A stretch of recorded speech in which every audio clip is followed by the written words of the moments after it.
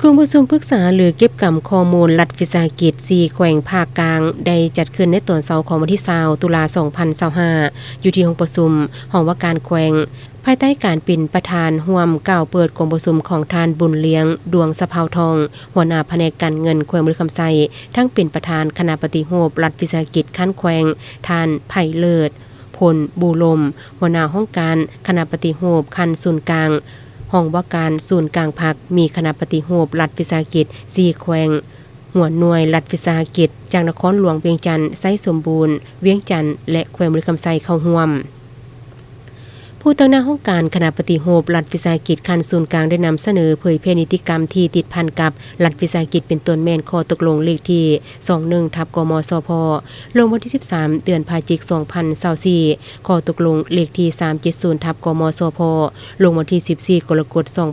2025และนิติกรรมที่เกี่ยวข้องจำนวนหนึ่งตามสถิติรัฐวิสาหกิจปัจจุบันมี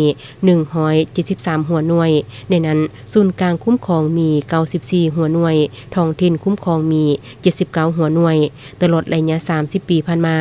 กรมการศูนย์กลางภาคได้มีความพยายามเอาใจใส่ต่อเวทงานปฏิรูปรัฐวิสาหกิจเป็นพิเศษสุขอยู่สนับสนุนให้รัฐวิสาหกิจกลายเป็นกำลังแห่งก้าวไปสู่การเป็นเจ้าพาทางให้แก่การพัฒนาเศรษฐกิจสังคมของชาติ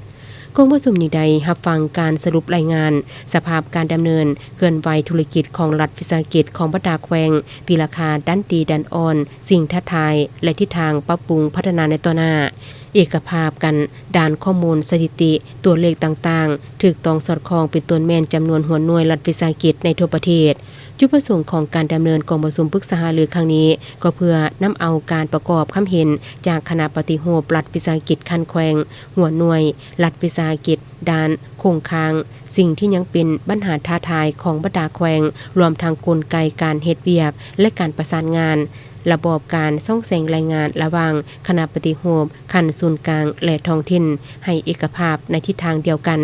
และสร้างเงื่อนไขใหม่เพื่อส่งเสริมภาคส่วนธุรกิจรัฐลงทุนให้นับมีความเข้มแข็งและขยายตัวในจังหวะที่ดีกว่าเก่า